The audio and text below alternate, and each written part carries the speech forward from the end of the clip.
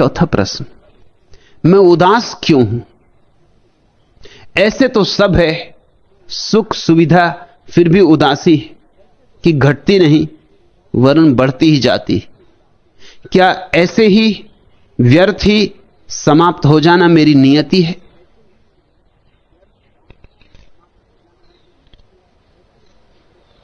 उदास हो तो अकारण नहीं हो सकते। तुम्हारे जीवन दर्शन में कहीं भूल होगी। तुम्हारा जीवन दर्शन उदासी का होगा। तुम्हें चाहे सचेतन रूप से पता हो या ना हो, मगर तुम्हारी जीवन को जीने की शैली स्वस्थ नहीं होगी, अस्वस्थ होगी।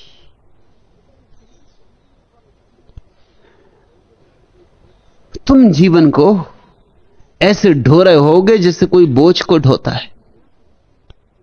मैंने सुना है एक सन्यासी हिमालय की यात्रा पर गया था। भरी दोपहर, पहाड़ की ऊंची चढ़ाई, सीधी चढ़ाई, पसीना पसीना, थका मांदा, हांफता हुआ अपने छोटे से बिस्तर को कंधे पर ढोता हुआ चढ़ रहा है। उसके सामने ही एक छोटी सी लड़की, पहाड़ी लड़की, अपने भाई को कंधे पर बिठाए हुए चढ़ रही। वह भी लथपथ है पसीने से, वह भी हाँफ रही। सन्यासी सिर्फ सहानुभूति में उससे बोला, बेटी तेरे ऊपर बड़ा बोझ होगा। उस लड़की ने, उस पहाड़ी लड़की ने, उस भोली लड़की ने आंख उठा के सन्यासी की तरफ देखा और कहा, स्वामी जी बोझ आप लिए, ये मेरा छोटा भाई है। बोझ में और छोटे भाई में कुछ फर्क होता। तराजू पर तो नहीं होगा। तराजू को क्या पता कि कौन छोटा भाई है और कौन बिस्तर है। तराजू पे तो यह भी हो सकता है कि छोटा भाई ही ज्यादा वजनी रहा हो। साधु का बंडल था, बहुत वजनी हो भी नहीं सकता। पहाड़ी बच्चा था, वजनी होगा। तराजू तो शायद कहे कि बच्चे में ज्यादा वजन है। तराजू के अपने ढंग होते, मगर हृदय के तराजू का तर्क और है। उस लड़की ने जो बात कही, सन्यासी ने अपनी आत्मकथा में लिखा है। उनका नाम था भवानी दयाल। उन्होंने अपनी आत्मकथा में लिखा है कि मुझे ऐसी चोट पड़ी कि इस छोटी सी बात को मैं अब तक न देख पाया। इस भोली भाली लड़की ने कितनी बड़ी बात कह दी, छोटी सी बात में कितनी बड़ी बात कह दी। छोटे भाई में बोझ नहीं होता। जहां प्रेम है वहां जीवन निर्भर होता है। तुम जरूर अप्रेम के ढंग से जी रहे हो। तुम्हारा जीवन दर्शन भ्रांत है, इसलिए तुम उदास हो। हालांकि तुमने जब प्रश्न पूछा होगा तो सोचा होगा कि मैं तुम्हें कुछ ऐसे उत्तर दूंगा जिनसे सांत्वना मिलेगी, कि मैं कहूंगा कि नहीं, पिछले जन्मों में कुछ भूल चूक हो गई, उसका फल तो पाना पड़ेगा। अब निपटा ही लो, किसी तरह बोझ है ढो ही लो, खींच ही लो। राहतें मिलती हैं ऐसी बातों से, क्योंकि अब पिछले जन्म का क्या किया जा सकता है। जो हुआ सो हुआ, किसी तरह बोझ है ढो लो। मैं तुमसे ये नहीं कहता कि पिछले जन्म की भूल है जिसका तुम फल अब भोग रहे हो। अभी तुम कहीं भूल कर रहे हो, अभी तुम्हारे जीवन के दृष्टिकोण में कहीं भूल है। पिछले जन्मों पर टाल के हमने खूब तरकीबें निकाल ली। असल में पिछले जन्म पर टाल दो तो फिर करने को कुछ बचता नहीं, फिर तुम जैसे हो सो हो। अब पिछला जन्म फिर से तो लाया नहीं जा सकता। जो हो चुका सो हो चुका। किए को अन किया किया नहीं जा सकता। अब तो ढोना ही होगा, खींचना ही होगा, उदास रहना ही होगा। नहीं, उदास रहने की कोई भी जरूरत नहीं, कोई अनिवार्यता नहीं। मैं तुमसे यह बात कह दूं कि परमात्मा के जगत में उधारी नहीं चलती। पिछले जन्म में कुछ गलती की होगी, पिछले जन्म में भोग ली होगी। परमात्मा कल के लिए हिसाब नहीं रखता। वो ऐसा नहीं कि आज नगद कल उधार।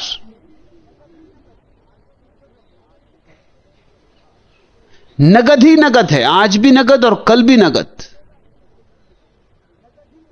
आग में हाथ डालोगे अभी जलेगा कि अगले जन्म में जलेगा?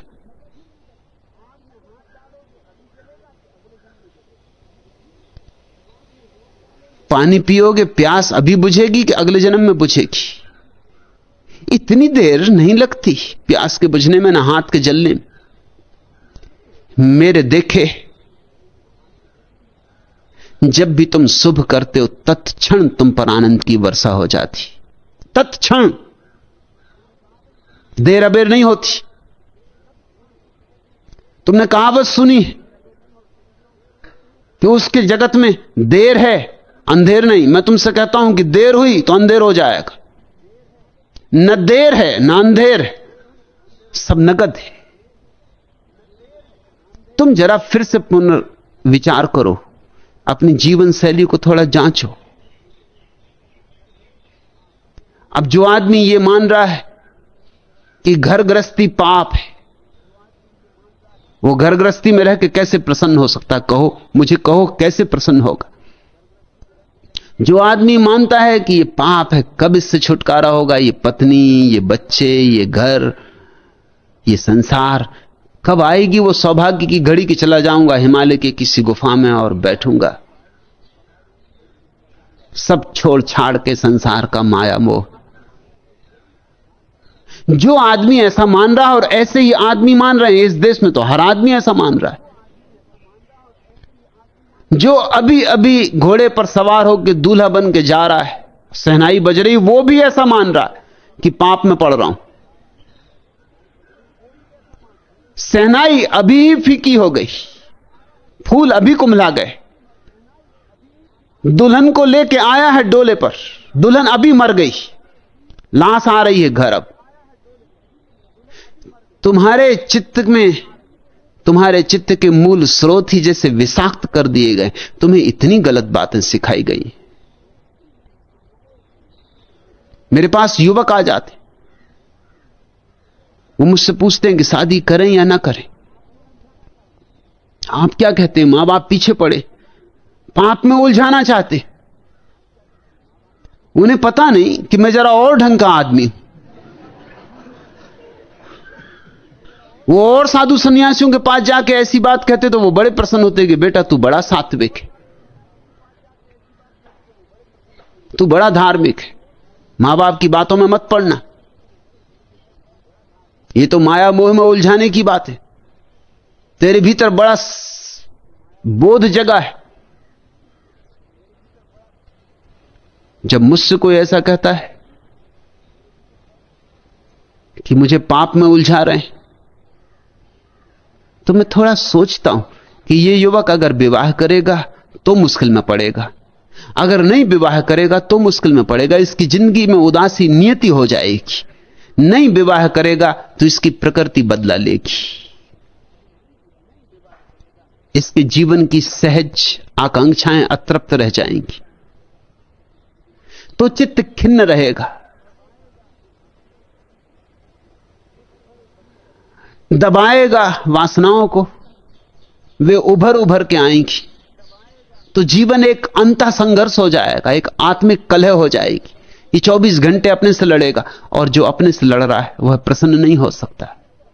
उसकी ऊर्जा तो लड़ाई में ही क्षीण हो जाती, उसकी ऊर्जा फूल बनने को बचती ही नहीं, उसके भीतर कभी सहस्त्रार नहीं खिलता, नहीं खिल सकता।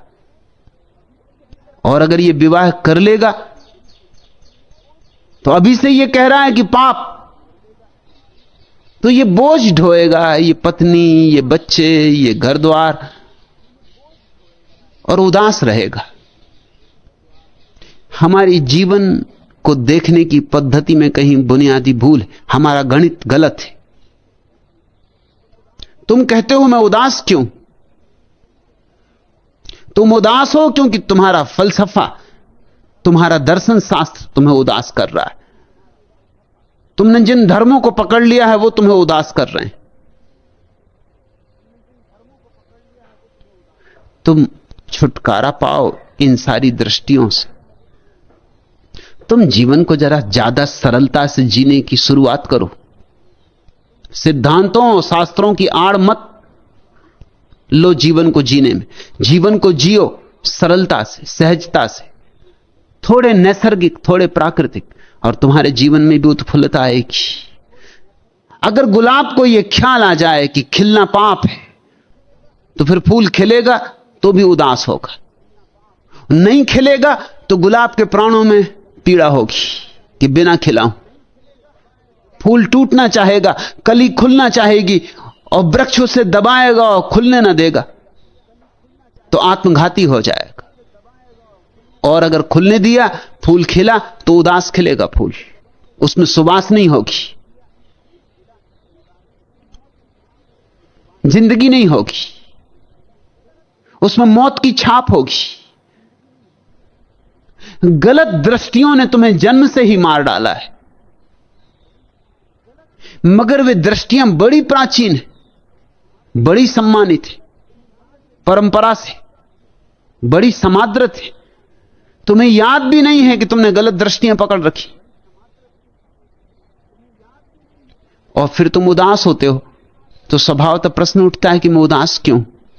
और फिर तुम उन्हीं महात्माओं के पास जाते हो जिन्होंने तुम्हारी उदासी के सारे बीज बोए। वो तुम्हें सांत्वना देते हैं कि पिछले जन्मों के पाप के कारण उदास, अब इस जन्म में मत करना, नहीं तो अगले जन्म में भी उदास रहोगे। उन्हीं की बातों के कारण तुम इस जन्म में उदास हो, उन्हीं की बातों के कारण तुम अगले जन्म में उदास रहोगे। कब तुम अपने महात्माओं से मुक्त होगे? परमात्मा की सुनो, महात्माओं से मुक्त हो। और परमात्मा की सुनना हो तो बीच से सारे महात्माओं को हटा दो। तुम्हारे भीतर ही निश्चल चेतना में उसका स्वर गूंजेगा, वहीं ध्यान जमाओ, शांत होकर वहीं बैठो, वहीं से आने दो उद्घोष, वहीं से आने दो आवाज, वहीं से आने दो उपदेश, और उसी की मान के चलो। और मैं तुमसे कहता हूं कि तुम्हारी जिंदगी में प्रसन्नता ही प्रसन्नता फैल जाएगी। इस कोने से लेकर उस कोने तक दीपावली ही दीपावली हो जाएगी, दिए ही दिए जल जाएंगे।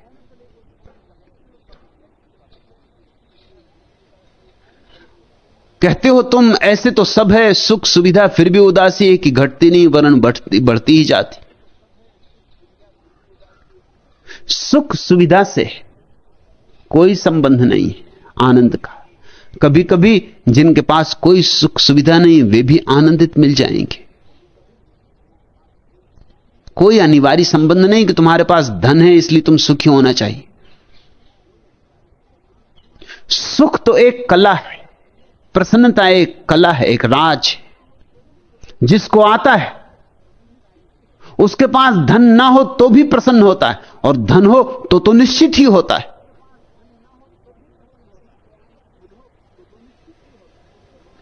तुम मेरी बात जरा गौर से समझना। मैं ये नहीं कह रहा हूं कि धन ना हो तो ही प्रसन्न हो सकता है। मैं ये भी नहीं कह रहा हूं कि धन हो ही तो ही कोई प्रसन्न हो सकता है। ये दोनों बातें अधूरी हैं, अधकचरी। जिसको प्रसन्न होना आता है वो कहीं भी प्रसन्न हो सकता है। जिसे नाचना आता है वो टेढ़ा आंगन हो तो भी नाच सकता है। जिसे नाचना आता है वो जेल की काली कोठरी में भी नाच सकता है। जिसे बांसुरी बजाना आता है वो अंधेरी से अंधेरी अमावस में भी बांसुरी बजा सकता है। और बांसुरी बजाना ना आता हो और तुम्हें महल में बिठा दिया जाए तो तुम करोगे क्या? झोपड़े में उदास थे, महल में और उदास हो जाओगे। क्यों और हो जाओगे? क्योंकि झोपड़े में एक आशा थी कि अगर महल होगा तो प्रसन्न होंगे। अब वो आशा भी गई। अब उतनी आशा का भी सहारा ना रहा, महल भी है और उदासी। तुम समझो, बाहर से उदासी और प्रसन्नता का कोई संबंध नहीं है, भीतर से संबंध है। इसलिए मैं नहीं कहता कुछ त्यागो, छोड़ो, भागो, नहीं, भीतर की कला सीखो। धन हो तो जो भीतर की कला जानता है वो धन का सदुपयोग कर लेगा, वो धन को जी लेगा।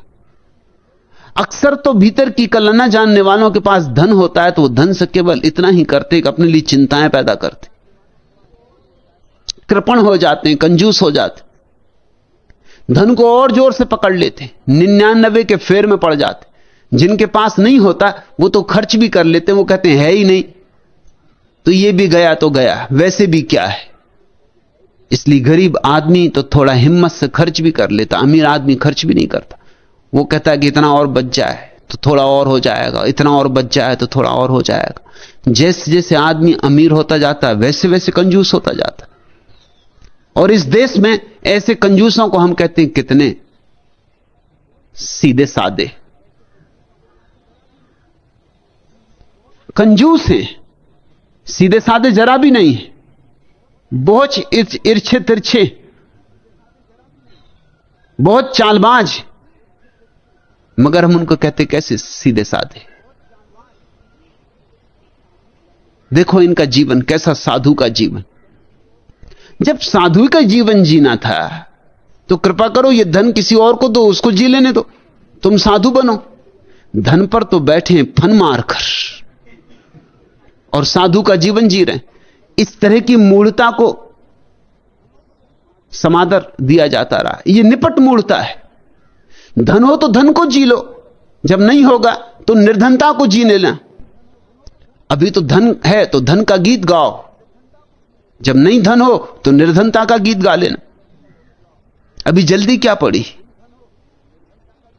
मगर लोग धन भी नहीं भोग सकते, क्योंकि भोग ही नहीं सकते। भोग की ही निंदा है। तुम कहते हो सब सुख सुविधा होगी, मगर तुम्हें कुछ नहीं। तुम तो सुख सुविधा में भी देख रहे होगे कि ये सब भोग। कहां पड़ा हूं, कहां उलझा हूं। कैसा मजा नहीं होगा फकीरों को। अक्सर ऐसा हो जाता है कि शहरों में जो लोग रहते हैं वो सोचते हैं देहात में रहने वाले लोग बड़े मजे में। देहात में रहने वाले दूसरी बात सोचते हैं, वो सोचते हैं शहर में रहने वाले लोग बहुत मजे में। असल में तुम जहां नहीं हो लगता है मजा वहां है। गांव के लोग सब बंबई जाना चाहते, कोई नहीं रुकना चाहता, नहीं तो आखिर बंबई में लोग बढ़ते कहां से जा रहे हैं। सारे गांव बंबई आना चाहते, अगर न रह पाए तो कम से कम दर्शन करने बंबई आना चाहते। और बंबई के लोग देहात की सुन के उनकी छाती खिल जाती, आहा देहात में कैसा सुख, कैसी सुविधा, प्राकृतिक सौंदर्य, ताजी हवाएं। ये कहां बंबई की गंदी हवा।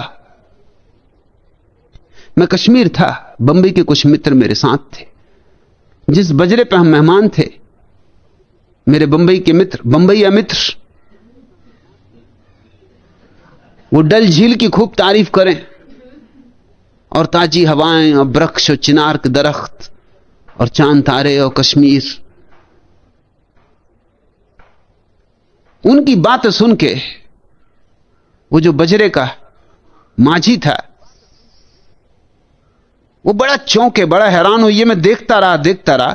मैंने उससे पूछा कि तू इनकी बातें सुन के बड़ा चौंकता। उसने कहा मैं चौंकू नहीं तो क्या करूं, मेरी जिंदगी यहीं बीती, यही झील, इसी से सिर मारते मारते जिंदगी गंवाई, यही नाव, यही चिनार। इनकी बातें सुन के मैं भी देखता हूं कि क्या खूबी चिनार में, कुछ मुझे दिखाई पड़ती नहीं। वो मुझे बाबा कहता था। जब हम चलने लगे तो पैर पकड़ लिए। उसने कहा बाबा बस एक आशीर्वाद, एक दफा बंबई के दर्शन करवा दो। तो मैंने बंबईया मित्रों से कहा सुनते हो, ये डल झील का माझी ये कहता बस एक जीवन में इच्छा है, सिर्फ एक, कोई बड़ी इच्छा भी नहीं बेचारे की, कि बंबई का एक दफा दर्शन हो जाए। फिल्मों में देखा है, कहने लगा। कैसा सुख नहीं लोग भोग रहे होंगे। शहर में रहने वाला आदमी गांव की तारीफ करता, गांव जाता माता नहीं। कौन तुम्हें रोक रहा है? जाओ भोगो गांव की कीचड़ और मच्छर और जो भी तुम्हें भोगना हो, और गांव की गंदगी और बदबू। जाओ।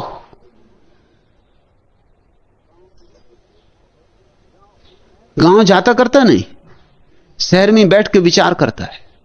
महल में बैठा आदमी सोचता आहा जिनके पास कुछ नहीं, घोड़े बेच के सोते, क्या मस्ती की नींद, फकीरों की नींद। एक हम कि रात भर चिंता ही चिंता। और वो जो फकीर है वो देख रहा है कि महल में मजा चल रहा होगा, राग रंग चल रहा होगा। बड़ी उल्टी दुनिया है। मैंने सुना है एक बार बनारस में एक महात्मा की मृत्यु हुई और उसी दिन एक वैश्या की भी मृत्यु हुई। दोनों आमने सामने रहते थे। अक्सर महात्मा और वैश्या आमने सामने रहते, दोनों का बड़ा पुराना लेन देन। महात्मा के बिना वैश्या नहीं हो सकती और वैश्या के बिना महात्मा नहीं हो सकता। जिस दिन दुनिया में महात्मा नहीं होंगे वैश्याएं समाप्त हो जाएंगी, क्योंकि वैश्याओं को पैदा कैसे करोगे? महात्मा सिखाता है काम वासना को दबाओ, और जब महात्मा का पाठ सीख लिया तो फिर वैश्या पैदा होती। वो दबी हुई काम वासना वैश्या को पैदा करती। अगर वैश्याएं मिटानी तो पहले महात्मा मिटाने होंगे। सो कहानी ठीक ही मालूम पड़ती है, तर्कयुक्त मालूम पड़ती। महात्मा और वैश्या आमने सामने रहते थे, दोनों साथ साथ मर गए। देवदूत लेने आए। महात्मा तो बहुत नाराज हुआ, क्योंकि उसको नरक की तरफ ले चले, पाताल की तरफ, जहां आजकल अमेरिका है। और वैश्या को स्वर्ग की तरफ ले चले, आकाश की तरफ। महात्मा ने कहा रुको, ये जाति हो रही, मैं महात्मा हूं, लगता है कुछ भूल चूक हो गई। दफ्तर की कोई भूल मालूम होती,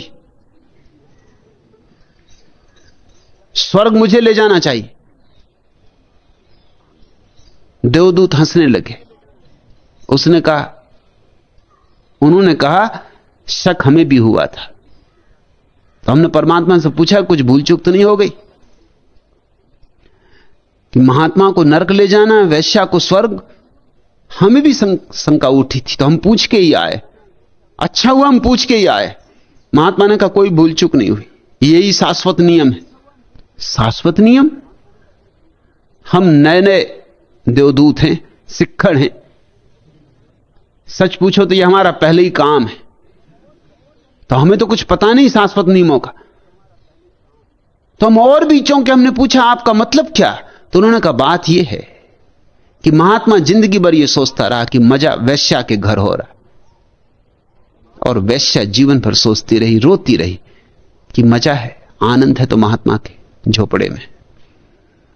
महात्मा करता था पूजा, बजाता था घंटी मेरे सामने, सताता था मुझको घंटी बजा बजा के। अब किसी के भी सामने घंटी बजाओगे तो तुम समझ सकते हो। और रोज रोज और पानी चढ़ा रहे हो, चाहे ठंड हो चाहे गर्मी हो, तो घंटी तो मेरे सामने बजाता था, लेकिन इसका दिल लगा रहता था वहां वैश्या की तरफ। खिड़की में खड़े होकर ऐसे तो राम राम राम राम राम राम करता था, माला जपता था, मगर देखता रहता था खिड़की से वैश्या को। रात को उठाता था, उठता था राम राम कहते हुए, बुलाता था मुझे और मुझको भी जगा देता था। मगर वैश्या के घर नाच चल रहा है, गीत चल रहा है, वीणा बज रही, मस्त होकर लोग वाह वाह कर रहे हैं। दिल में इसके बड़े खटक होती थी कि मैं भी कहां उलझ गया हूं, ये कौन सी महात्मागिरी में फंस गया। मजा वहां है, इधर तो उदासी ही उदासी। और वैश्या को जब भी समय मिलता था तब वो रोती थी। जब महात्मा मंदिर में घंटी बजाता और पूजा उठती, धूप जलती और सुगंध वैश्या तक पहुंचती, तो वो रोती थी कि एक मैं अभागिन, यूं ही जिंदगी बीत जाएगी, परमात्मा को कब पुकारूंगी। उसने कभी पुकारा नहीं, मगर उसके आंसू मुझ तक पहुंच गए, और ये मुझे रोज पुकारता रहा, लेकिन इसकी पुकार में पुकार थी ही नहीं, क्योंकि प्राणों का आह्वान नहीं था। इसे नरक ले जाओ, वैश्या को स्वर्ग ले आओ। ऐसा कुछ आदमी का चित्त है जो जहां नहीं वहां होना चाहता है। तुम कहते हो सुख सुविधा में हो, मगर तुम हो नहीं वहां सुख सुविधा में। तुम सोचते यही होगी फकीर मजे में, सन्यासी मजे में, महात्मा मजे में। इसलिए तुम भीतर ईर्ष्या से जल रहे हो और ईर्ष्या उदासी लाएगी। जहां हो वहीं मजे में हुआ जा सकता है। जैसे हो वहीं कला है जीवन को जीने की। तुम जीवन की कला से चूक रहे हो और तुम कहते हो ये बढ़ती जा रही उदासी, घटती नहीं। वो तो बढ़ेगी। उम्र जैसे जैसे बढ़ेगी वैसे वैसे हताश होने लगोगे कि इतने दिन और गए, अब दिन थोड़े बचे, ये तो सांझ आने लगी, ये तो सूरज डूबने को होने लगा, ये मौत दरवाजे पर दस्तक देने लगी, हाथ पैर लड़खड़ाने लगे, बुढ़ापा आने लगा, अब तक कुछ पाया नहीं। तो और घबराहट बढ़ जाएगी और उदासी बढ़ जाएगी। लेकिन ये मत सोचो कि क्या ऐसे ही व्यर्थ ही समाप्त हो जाना मेरी नियति। नहीं, किसी की भी नियति व्यर्थ समाप्त हो जाना नहीं है। नियति तो है सच्चिदानंद हो जाना, नियति तो है परमानंद हो जाना। लेकिन उस नियति को पूरा करने के लिए भी तो कुछ करो। बीज को डालो जमीन में तो अंकुरित होगा। पत्थर पर रख दोगे तो क्या करे बीज, कैसे अंकुरित हो? और जमीन में भी डाल दोगे और कभी पानी ना डालोगे तो भी क्या करे बीज, कैसे अंकुरित हो? और पानी भी डाल दोगे और धूप ना मिलने दोगे, छाता लगा के रख दोगे बीज पर, तो क्या करे बीज? संयोजन जुटाओ, सच्चिदानंद के घटने का संयोजन जुटाओ। बीज को गिरने दो भूमि में, जल से सींचो, धूप आने दो। फिर कुछ करना नहीं है तुम्हें, और कुछ खींच खींच के पत्ते नहीं निकालने, अपने से निकलेंगे। फिर तुम्हें कलियों को पकड़ पकड़ के खोलना नहीं पड़ेगा। तुम्हें कुछ नहीं करना है, तुम्हें सिर्फ व्यवधान हटा देने। तो कुछ सूत्र की बातें तुमसे कह दूं। एक, यह जीवन परमात्मा की भेंट है।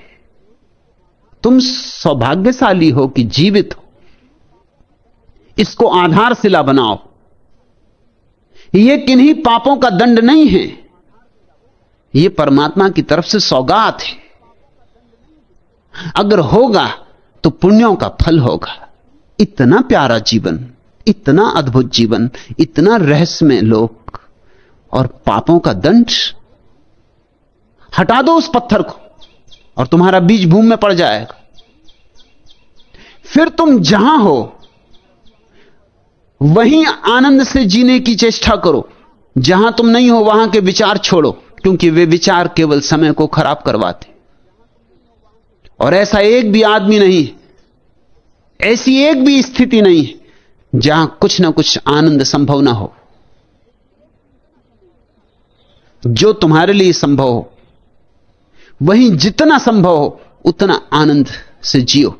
जीसस का एक अद्भुत वचन है कि जिनके पास है उन्हें और दिया जाएगा, और जिनके पास नहीं है उनसे वही भी ले लिया जाएगा जो उनके पास है। अगर तुम आनंद चाहते हो तो थोड़े आनंदित हो तो तुम्हें और आनंद दिया जाएगा। तुमने ये बात तो जब सुनी है ना कि धन धन को खींचता है, यह सच है। ध्यान भी ध्यान को खींचता है, यह भी उतना सच है। आनंद भी आनंद को खींचता है, यह भी उतना सच है। जो आदमी थोड़ा सा आनंदित हो जाता है वो और ज्यादा आनंदित हो जाता है। तुम थोड़े तो आनंदित हो ही सकते हो। कितने ही उदास हो, जरा जीवन का पहलू बदलो, जरा जीवन को आशा से देखो, निराशा से नहीं। मैंने सुना है एक आशावादी एक बार गिर पड़ा मकान से, न्यूयॉर्क का मकान 70वीं मंजिल से गिर पड़ा, चला नीचे की तरफ। आशावादी था, कभी किसी ने उसके मुंह से दुख की कोई बात नहीं सुनी थी। हर चीज में कुछ ना कुछ अच्छा खोज लेता था। शुभ्र पहलू को देखना उसका अभ्यास था। उसको जीवन में सदा ही आनंदित लोगों ने पाया था। आज लोग खिड़की से झांक झांक के पूछने लगे क्या हाल है, क्योंकि अब तो पक्का था कि आज तो कहेगा कि मारे गए। लेकिन पता है उसने क्या कहा? उसने कहा अब तक तो आनंद ही आनंद, अब तक। गिर रहा है जमीन की तरफ, ऐसे ही हम सब भी गिर रहे हैं जमीन की तरफ। आखिर मौत नीचे प्रतीक्षा कर रही, लेकिन अब तक तो उसने कहा आनंद ही आनंद है। जीवन को आशा की दृष्टि से देखो, निराशा की आदतें छोड़ो। हर अंधेरी रात में चमकते हुए तारे हैं और हर काले बादल में चमकती हुई बिजली का गोटा जड़ा हुआ है। कांटे मत गिनो गुलाब की झाड़ी में, फूल गिनो। और फूल गिनना सीख जाओ तो धीरे धीरे तुम पाओगे कि कांटे भी फूल हो गए। जिनके पास है उन्हें और दिया जाएगा, और जिनके पास नहीं है उनसे वह भी ले लिया जाएगा जो उनके पास। जो कांटे गिनेंगे उनके लिए फूल भी कांटे हो जाएंगे। गिनती बदलो, गणित बदलो, और तुमने पानी डाल दिया बीच पर। और तीसरी बात, सिर्फ सोचो विचारो मत, आनंद को अभिव्यक्त करो। तो धूप आ जाने दी तुमने, अभिव्यक्त करो आनंद को। लोग आनंद को अभिव्यक्त नहीं करते, गाली तो दे देते हैं, गीत नहीं गाते। हंसो भी, मुस्कुराओ भी, नाचो भी, गुनगुनाओ भी, क्योंकि जिसे तुम अभिव्यक्त करोगे, बहाओगे, फैलाओगे, उसके लिए तुम्हारे भीतर और नए नए झरनों से ऊर्जा आनी शुरू हो जाएगी। जैसे कुएं से कोई पानी खींचता है तो झरने नया पानी ले आते हैं कुएं में, ऐसे ही हम सब परमात्मा के सागर से जुड़े। उलीचो, दो ही हाथ उलीचिए, उलीचो जो तुम्हारे पास है, उसे बांटो, मस्ती को लुटाओ, और तुम चकित हो जाओगे। नई नई ऊर्जा, नई नई धाराएं, नए नए झरने फूटते आ रहे हैं। और एक बार ये रहस्य पता चल जाए, ये राज हाथ में आ जाए कि लुटाने से बढ़ता है, बांटने से बढ़ता है, अभिव्यक्त करने से मिलता है और मिलता है, तो बस ये तीन सूत्र पूरे हो जाएं कि उदासी गई, रात गई, सुबह हुई। नियति नहीं है उदास होना, दुर्भाग्य है, दुर्घटना है। तथाकथित गलत जीवन दृष्टियों, गलत जीवन शास्त्रों का परिणाम है। गले में तुम्हारी फांसी लगी, मगर चूंकि फांसी महात्मा लगाए हुए हैं, तुम फांसी नहीं तोड़ सकते, क्योंकि तुमको लगता है कि महात्मा फांसी नहीं लगा सकता, फूलमाला पहनाई होगी। जरा गौर से देखो, तुम्हारे धर्म ने तुम्हें जीवन नहीं दिया, जीवन छीन लिया है। एक नए धर्म की तलाश जरूरी, सारी पृथ्वी पर एक नई धार्मिकता की तलाश जरूरी। धार्मिकता होगी आने वाले भविष्य में, न हिंदू होगा, न मुसलमान होगा, न ईसाई होगा, एक धार्मिकता होगी। जीवन को जीने का एक अहोभाव होगा, एक धन्यवाद होगा परमात्मा के प्रति। उस नए मनुष्य के लिए ही आवाहन है मेरा सन्यास, उस नए मनुष्य के अवतरण के लिए भूमिका है। आज इतना है।